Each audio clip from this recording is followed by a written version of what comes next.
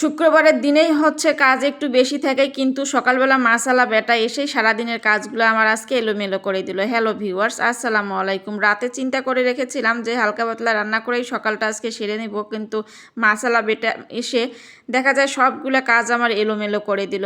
বাধ্য হয়ে মাছ কিনতে হলো, ফ্রিজেও মাছ ছিল না। চিন্তা করতেছিলাম বিকালে যাব মাছের বাজারে, সারাদিনের কাজগুলো করে নেই। বিকালে মাছের বাজার গেলে দেখা যায় রাতের মধ্যে কেটে বেছে ফ্রিজে রাখা যায়, কিন্তু সকালবেলা যদি আমি মাছ নিয়ে আসি দেখা যায় সারাদিনের কাজেই আমার এলোমেলো হয়ে যায়। মাছ কাটতে ফ্রিজে ঢুকাইতে দেখা যায় অনেকটা সময় লেগে যায়। কি আর করার, মাছ কিনে আজকে এমনিতেই গোটা গোটাই আমি ফ্রিজে রেখে দিছি পরিষ্কার করা বাদ দিয়ে। আগে শুক্রবারে রান্না আমার সেরে নিতে হবে। সকালবেলা ঘুম থেকে উঠেই হচ্ছে মেয়ে গিয়েছে কোচিংয়ে, ও 12:30 1টার মধ্যে বাসায় ঢুকে বলবে যে আগে খেতে দাও। বাচ্চারা আমার শুক্রবারে হচ্ছে রেস্ট নাই, আর ওদের জন্য দেখা যায় আমাদেরও কোনো রেস্ট হয় না। শুক্রবার মানেই অনেকে দেখা যায় অনেক দেরিতে ওঠে ঘুম থেকে। আমার অবশ্য শুক্রবার মানে একটু তাড়াতাড়ি উঠতে হয়, অন্যান্য দিনের থেকে দেখা যায় শুক্রবারের দিন আমার খুব তাড়াতাড়ি ঘুম থেকে উঠতে হয়, কারণ আপনার ভাইয়া বাসায় থাকে। ওর জন্য সকালের নাস্তা রেডি করা থেকে বাচ্চারা সকালবেলা উঠেই চলে যায় দুইজন কোচিংয়ের। দেখা যায় ওদের সাপ্তাহিক পরীক্ষাগুলো থাকে, এই জন্য দেখা যায় ওরা সকালবেলা 7:30 8টার মধ্যে বাসা থেকে চলে যায়। আপনাদের ভাইয়া যেহেতু বাসায় থাকে, সকালবেলা ঘুম থেকে উঠে তার জন্য আলাদা করে নাস্তা বানাইতে হয়। আসলে শুক্রবারের দিনটা মানেই হচ্ছে ভেজাল। আচ্ছা যাই হোক, তারপর হচ্ছে বুটের ডালটা ভিজিয়ে রেখে গরুর মাংসটা আজকে হাতে মেখেই রান্না করব। আর হচ্ছে আজকে সব ধরনের মশলাগুলো আমি আজকে পাটায় বেটে নিয়েছি, কোনো কিছু ব্লেন্ডারে করি নেই। শুধু হচ্ছে এখানে জিরা ফাঁকিটা ছিল, কিন্তু জিরা ফাঁকিটাও হচ্ছে আমি দেখা যায় আজকে জিরাটা আস্ত জিরা ছিল ঘরে, সেটাও হচ্ছে পাটায় বেটে নিয়েছি।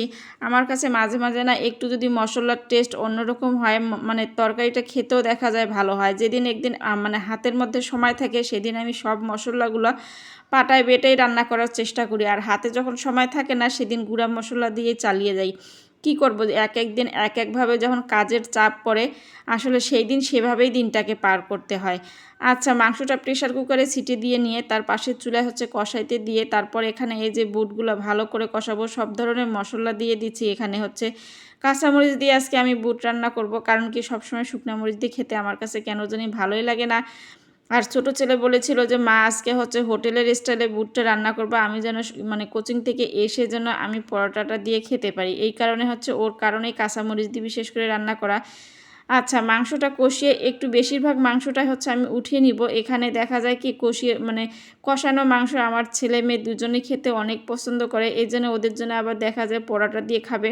একটু ঝোলও রেখেছি, কষা ভুনা যা বলে সবই হচ্ছে এটার মধ্যেই রেখেছি আজকে। মাংস বেশিরভাগটাই হচ্ছে উঠিয়ে নিলাম, কারণ হচ্ছে ওরা আবার দেখা যায় কেউ বুট খাবে না, কেউ বুট খাবে, এরকম করে দেখা যায় এক একটা বাচ্চা এক এক ধরনের খাবার খাবে। এই জন্য সবার জন্য সবটাই রান্না করতে হয়। মাংসটা উঠিয়ে রেখে তারপর হচ্ছে প্রেসারে যেহেতু এই যে বুট আলু দিয়েছিলাম একসঙ্গে, সেই বুট আলুটাও হচ্ছে এই মাংসের মধ্যে দিয়ে একটু ভালো করে কষিয়ে নিয়ে এখানে তারপর হচ্ছে ঝোলের পানি দিয়ে দিলাম। আজকের ভিডিও এই পর্যন্ত। সবাই ভালো থাকবেন, সুস্থ থাকবেন, আমার জন্য দোয়া করবেন। আল্লাহ হাফেজ।